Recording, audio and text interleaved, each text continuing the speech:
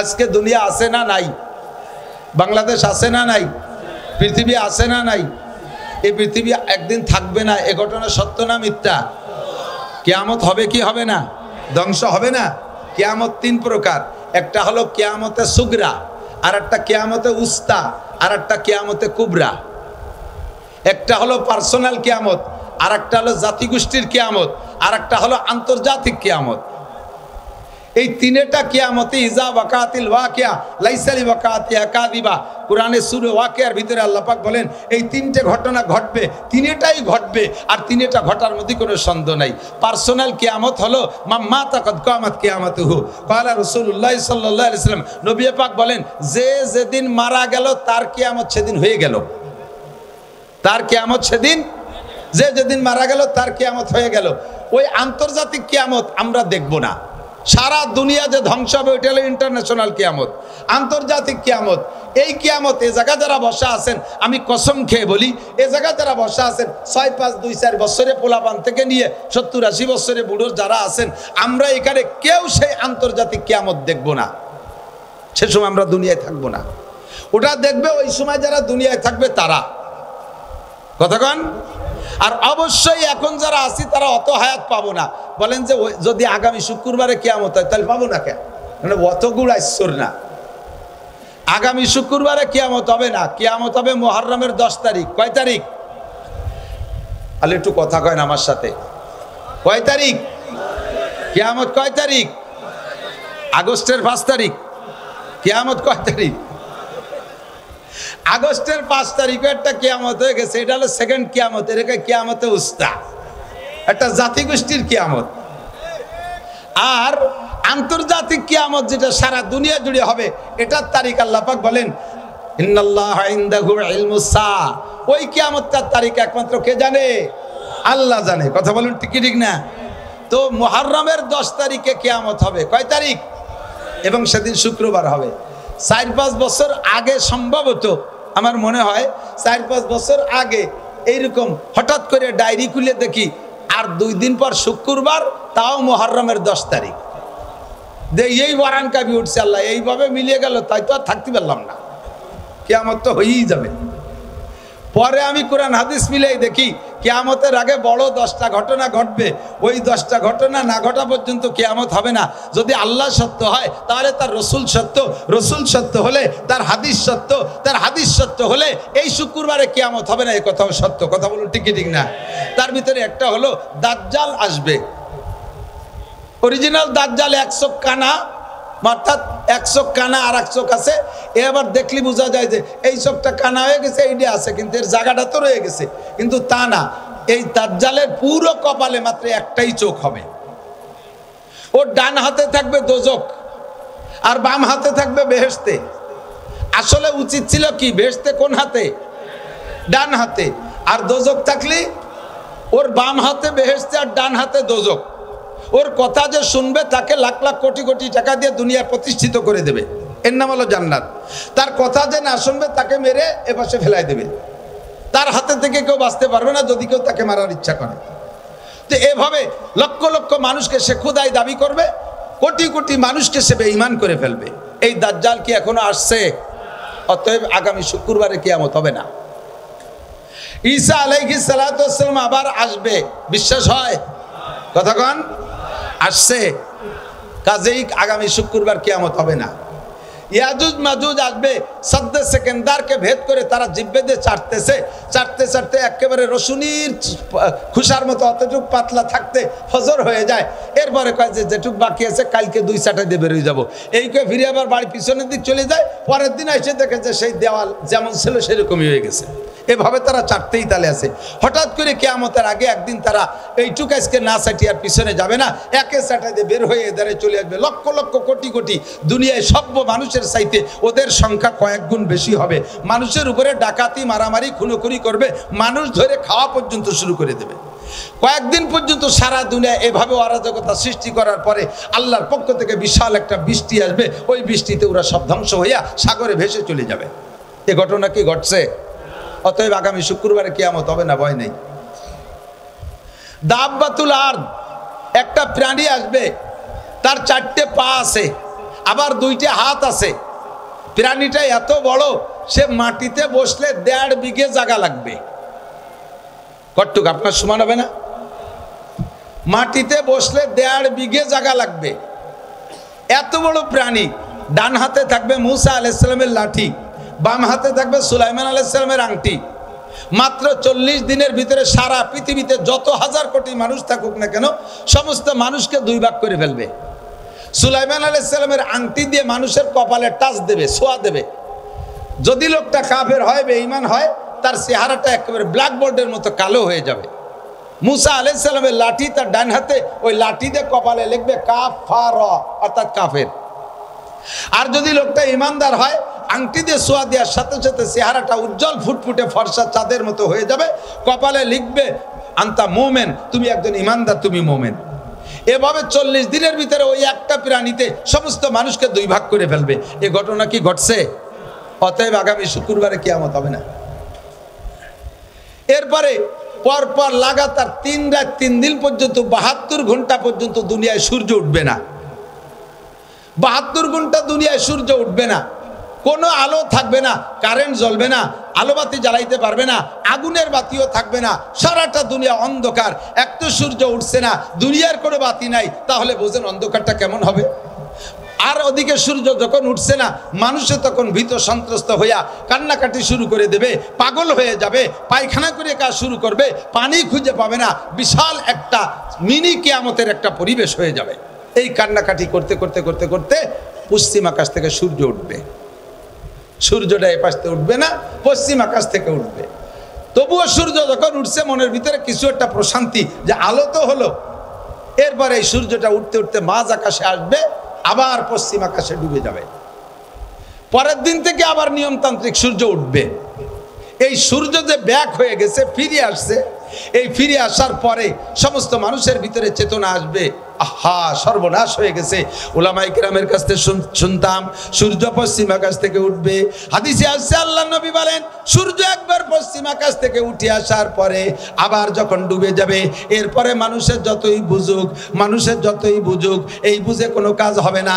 আর তওবা করলে তওবা কবুল হবে না, কাহারও ঈমান গ্রহণ করা হবে না। এরপরে আবার নিয়মতান্ত্রিকভাবে সূর্য উঠবে, পূর্ব আকাশ থেকে পশ্চিমে অস্তমিত হবে। বলা হয় এর প্রায় 120 বছর, তাও শিওর তারিখ না, প্রায় 120 বছর পরে ওই সূর্য উদয়ের ব্যাক সূর্যের পরে প্রায় 120 বছর পরে কিয়ামত হবে। ও দোস্তরের সময় এখনো বহুত আছে, বহু দেরি আছে। কাজেই আগামী শুক্রবার কিয়ামত নিয়ে কোনো টেনশন করি না। তবে কিয়ামত 3টা, একটা হলো ব্যক্তিগত কিয়ামত, এইটা যে কোনো সময় ঘটে যেতে পারে। কথা বলেন, পারে কি পারে না? এখান থেকে বাড়ি যাইতেও পারেন, নাও পারেন। ফজরের রক্ত পাইতেও পারেন, নাও পাইতে পারেন। আপনি চিন্তা করছেন আগামী রমজান মাসে চিল্লাই যাব, আরে ততদিন হায়াত আপনি পাইতেও পারেন, নাও পাইতে পারেন। যে ব্যক্তি যখন মারা গেল তার কিয়ামত তখন হয়ে গেল। আর একটা হলো মাঝারি কিয়ামত, মধ্যম কিয়ামত, এর বলে কিয়ামতে উস্তা। এটা হলো কোন জাতি গোষ্ঠীকে তাদের আচরণে, তাদের অপরাধে, তাদের অন্যায়ের কারণে আল্লাহ পাক ওই জাতি গোষ্ঠীকে ধ্বংস করে দেয়। যেমন কওমে আদকে আল্লাহ তাআলা কিয়ামত দিয়েছেন, আদ কওম শেষ হয়ে গেছে, কওমে সামুদকে ধ্বংস করে দিয়েছে, তারা চলে গেছে। কওমে লূতকে আল্লাহ ধ্বংস করে দিয়েছে, তাদের কিয়ামত গোষ্ঠী শুদ্ধ হয়ে গেছে। এমন করে এখনো পর্যন্ত হতে পারে কোন জাতি গোষ্ঠীর আচরণে যদি আল্লাহ পাক অখুশি হয়ে যায়, ওই কওমকে আল্লাহ তাআলা ধ্বংস করে দেয়। একে বলে কিয়ামতে উস্তা। আর একটা হলো কিয়ামতে কুবরা, অর্থাৎ সারাটা দুনিয়া ধ্বংস হবে। আল্লাহ পাক বলেন ইযা ওয়াকাতিল ওয়াকিয়া লাইসা লিওয়াকাতিহা কাদিবা, যেই ঘটনা ঘটবে ধ্বংস হবে, ওই ঘটনার মধ্যে কোনো সন্দেহ নাই। সেইটা কবে হবে সম্পর্কে সাহাবায়ে কেরাম জিজ্ঞেস করেছেন নবী পাকের কাছে। জিবরিল আলাইহিস সালাম আদম আলাইহিস সালাম থেকে নিয়ে কিয়ামতের সংবাদ দিয়ে আসতেছে। সব নবীরাই জিবরাইলের কাছে কিয়ামতের নির্দিষ্ট তারিখ চান, কিন্তু জিবরিল বলেন মা নাবি আলামা মিনাস সাইল, আমি তুমি জিজ্ঞাসাকারীর চাইতে এ বিষয়ে আমি অতটা বেশি ভালো জানি না। কিয়ামতের তারিখ আল্লাহ পাক আমাকে বলেন নাই। তবে কি জিবরিল আলাইহিস সালাম সব নবী রাসূলকে কিয়ামতের কিছু পূর্বাভাস বলেছেন। আমিও মাঝে মাঝে বলে থাকি, এই হাদিস আপনাদের কাছে আমি বর্ণনা করেছি। দোস্ত, নবী পাক সাল্লাল্লাহু আলাইহি ওয়াসাল্লাম বর্ণনা করেন হযরত আবু হুরায়রা থেকে হাদিস। আমি সির্ফ হাদিসটা তরজমা করে শেষ করে দেব, আপনাদের বেশিক্ষণ বিরক্ত করব না। হুজুর বলেন এ যুবক আমার দিক, বুড়োরা আমার দিক, আওয়ামী লীগরা এদিক তাকান, বিএনপিরাও এদিক তাকান, জামাত জাতীয় পার্টির সমন্বয় কেউ নাড়াচাড়া করবে না, খুব গেলবেন, যার ভিতরে দোষ আছে সে সেখান থেকে উঠে আসার চেষ্টা করতে হবে। যদি আমরা এই দোষগুলো থেকে উঠে আসতে পারি তাহলে দুনিয়ার হায়াত বেড়ে যাবে, দুনিয়ার হায়াত বেড়ে যাবে, দুনিয়াকে আল্লাহ তাআলা আরো লম্বা করে দেবে। আর যদি আমি আপনি এই দোষগুলো দোষী হয়ে যাই তাহলে আল্লাহ পাক দুনিয়ার হায়াতকে কমায় দেবে, দুনিয়াকে অতি তাড়াতাড়ি ধ্বংস করে দেবে। এই যে ঘটনাগুলো বলছি এগুলো টপ টপ টপ টপ করে কিছুদিনের ভিতরে তৈরি করে দিয়ে দুনিয়াকে আল্লাহ তাআলা ধ্বংস করে দেবে। আমি চাই না দুনিয়া ধ্বংস হোক তাড়াতাড়ি, আমি আরো অনেক দিন বেঁচে থাকতে চাই, আমি সুস্থ থাকতে চাই, আমি হালাল প্রশস্ত রুজি চাই, সম্মানের সাথে বেঁচে থাকতে চাই। কথা বলেন ঠিক কি ঠিক না? এই জন্য আমি দোয়ার সময় শিখিয়ে দেই, যখন দোয়া করবেন আল্লাহ আমারে হায়াত বাড়ায় দাও, শুধু হায়াত বাড়ায় দেওয়ার কথা বলবেন না, হায়াতের সাথে তিনটে জিনিস চাইবেন আল্লাহ, সুস্থতার সাথে, বলেন কিসের সাথে?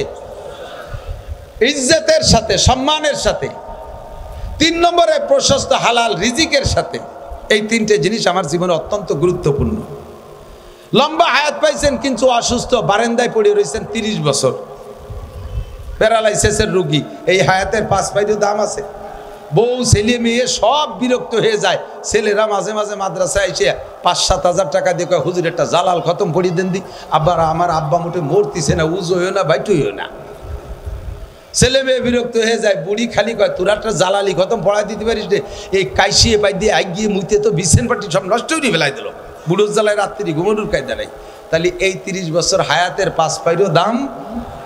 সুস্থতার সাথে হায়াত চাই, সুস্থতা পাইছি কিন্তু এমন আকাম করছি যে রাস্তায় বেরোনোর কায়দা নাই, রাস্তায় যাওয়ার সাথে সাথে এই যে সেই মালেক মোল্লা, কেউ মালেক মোল্লা থাকলে তারে আবার খেবাই নিয়ে বেড়েন, আমি তো টুও কই, এই যে সেই জামাল, কোন জামাল, এই অর্থে বস্তা খানিক পেয়ে দিল। মুখের সামনে চোখের সামনে যদি এগুলো বলে দেয় তাহলে আর রাস্তায় হাঁটা যায় না। কথা বলেন ঠিক না? ও আল্লাহু আকবার। হযরত ওমর ইবনে খাত্তাব রাদিয়াল্লাহু তাআলা একটা হাদিস শুনেছি ছোটবেলা মার কাছে। আমি ভাবতাম যে আমার মা মার বুদ্ধি দিয়ে বলে, মা বয়স বুদ্ধিমতী মহিলা, তাই তার জ্ঞান দিয়ে বলে। পরে হাদিস পড়তে যে দেখি আমার মা হযরত ওমর রাদিয়াল্লাহু তাআলা হাদিস বলেন। মা আমাকে আমি যখন একটু বড় হয়ে উঠছি, মা আমারে নসিহত করে, কয় বাবা এই যুবক আমার দিক তাকাও, রাতের বেলা এমন কাম করবা না যাতে দিনের বেলা মানুষের সামনে মুখ দেখাইতে লজ্জা হয়। ছোট্ট নসিহত মনে রাখবা, রাতের বেলা এমন কাম করবা না যাতে দিনের বেলা মানুষের সামনে মুখ দেখাইতে লজ্জা হয়। আবার দিনের বেলা এমন কাম করবা না যাতে রাতে তোমার ঘুমের ক্ষতি হয়, রাতে তোমার ঘুমের ক্ষতি হয়। দুইটা কথার ভিতরে বিশাল ব্যাখ্যা। এই দুইটা কাজ থেকে তুমি ফিরে থাকো। রাস্তাঘাটে বের হইতে গেলে যাতে ইজ্জতের সাথে, মানুষের সম্মানের সাথে আহ্বান করে, সালাম দিয়ে দৌড়ে আসে, মুসাফা করার জন্য ব্যস্ত হয়ে যায়, এমন একটা সম্মানী জিন্দেগি চাই।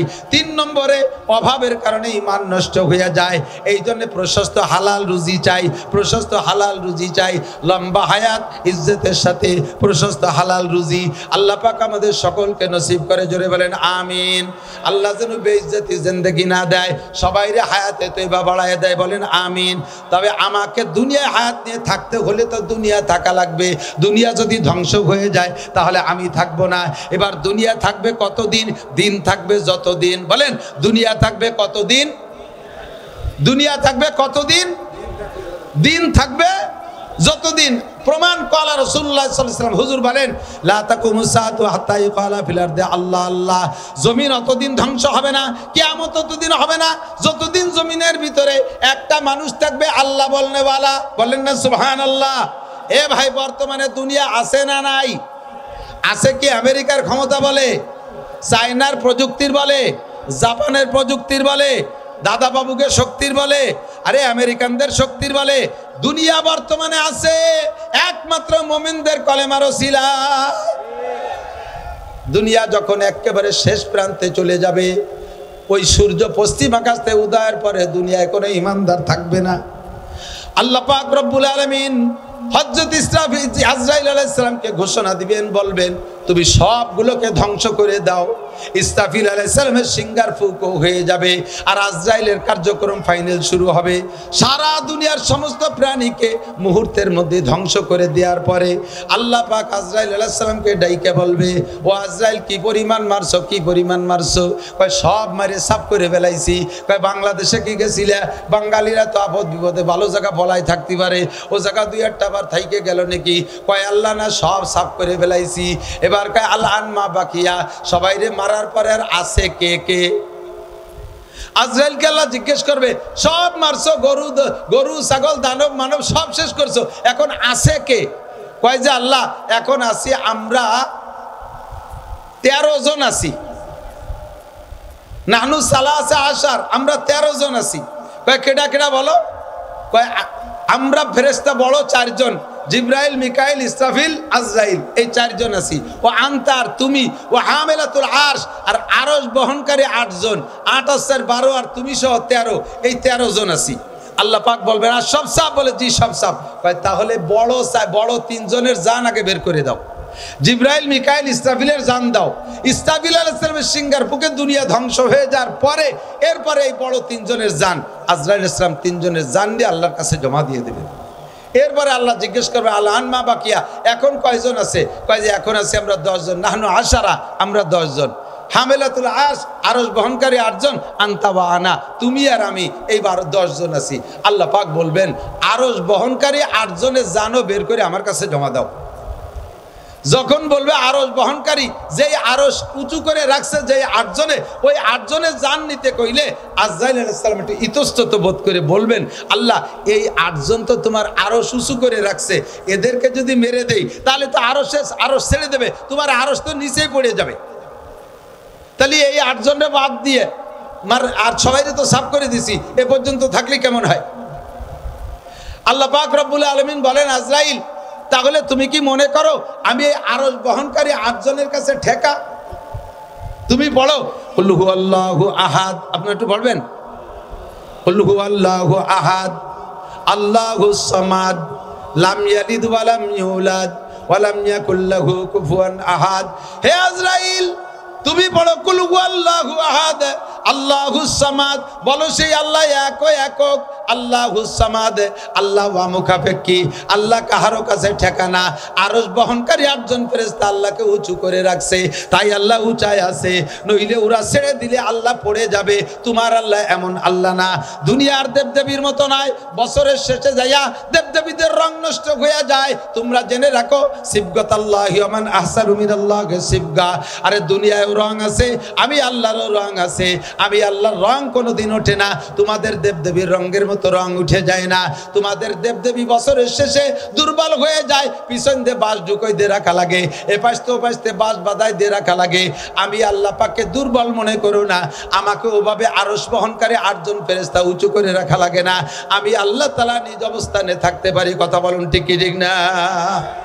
বলতে চাই না বাংলাদেশ আমরা কয়েক জাতির দেশ, মুসলমান, হিন্দু, বৌদ্ধ, খ্রিস্টান, আমরা মিলে মিশে আছি মোহাব্বতের সাথে। কথা বলুন ঠিক কি ঠিক না? আপনাদের এলাকায় হিন্দু আছে না?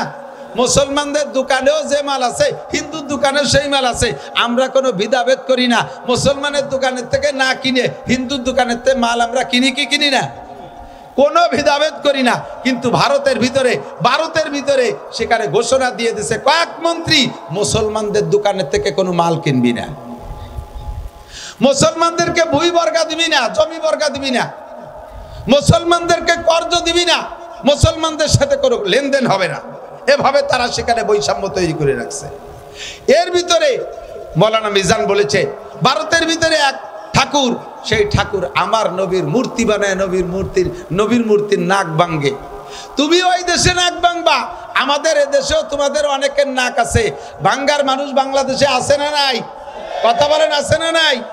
তোমরা মূর্তিরে যত মোহাব্বত করো তার চাইতে লক্ষ কোটি গুণ মোহাব্বত করে মুসলমান তার নবীকে।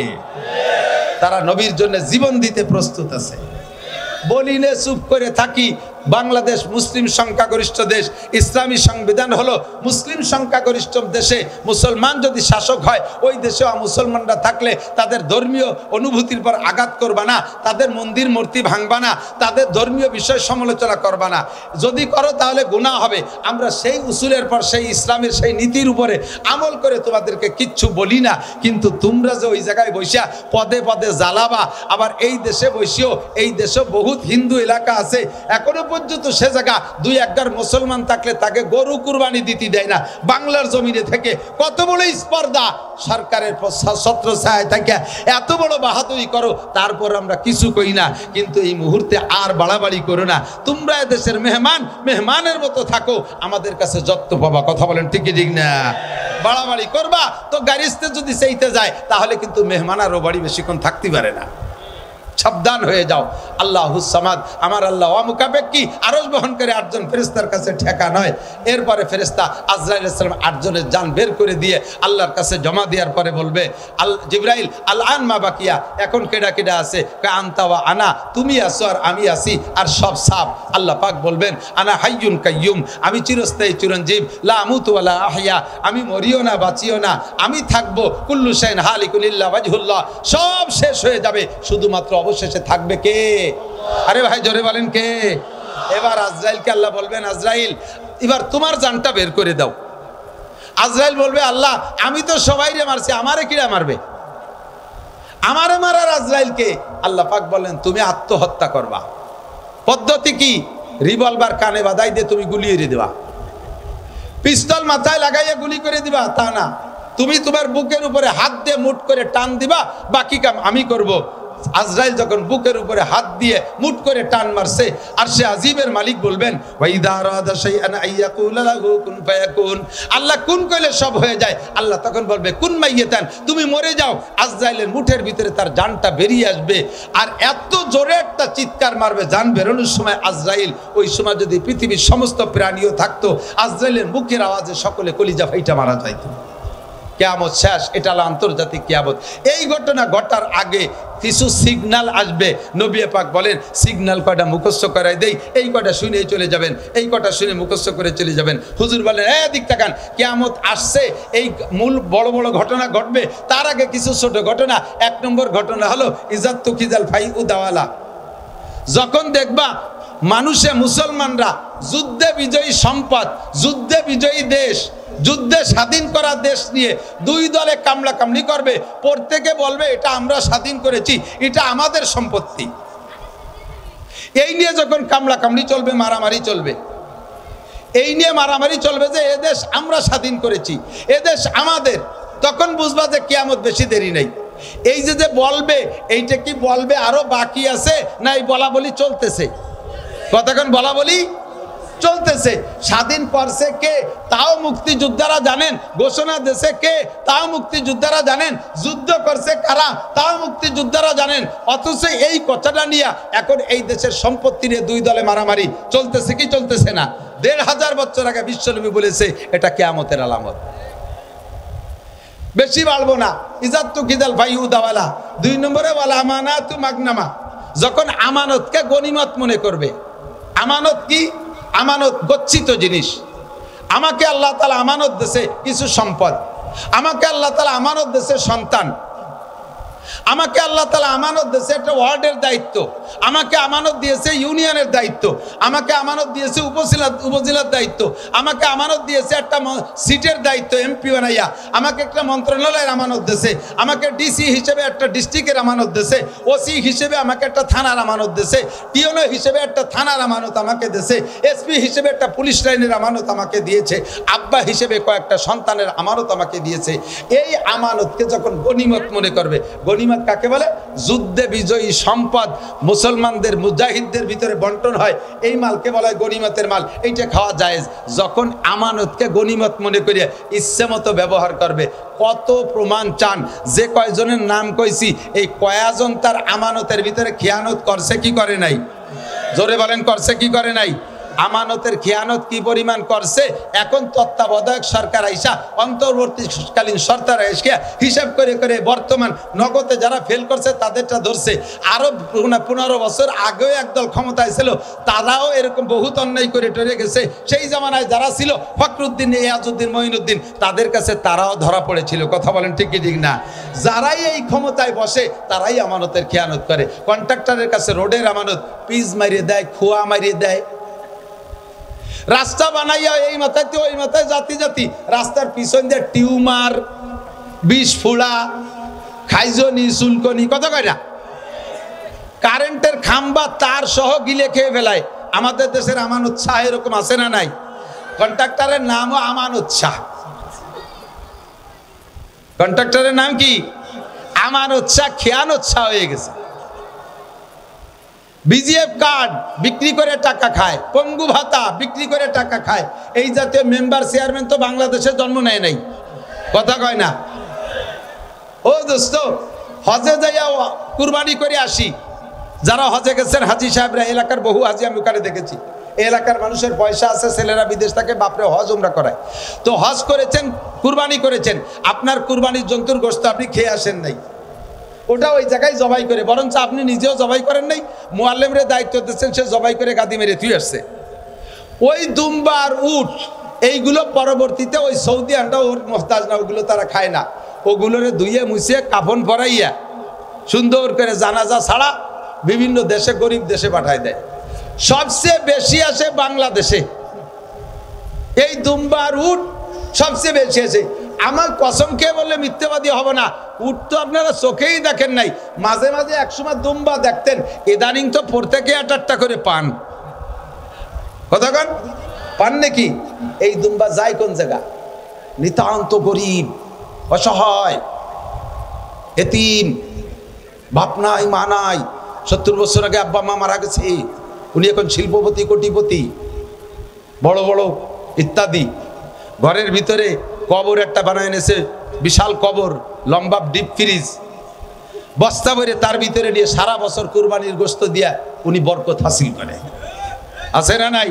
কতক্ষণ নাম তার আমানত শাহ। বাংলার কপাল পড়ছে, এদেশের কপাল পড়ছে, আর জ্বলবে কবে তা বলা যায় না। সারাটা বাংলার জমিনে আগুন লেগে গেছে। কাদের কারণে? আরকের কারণে না, আপনাদের মতো সাধারণ পাবলিকের কারণে না।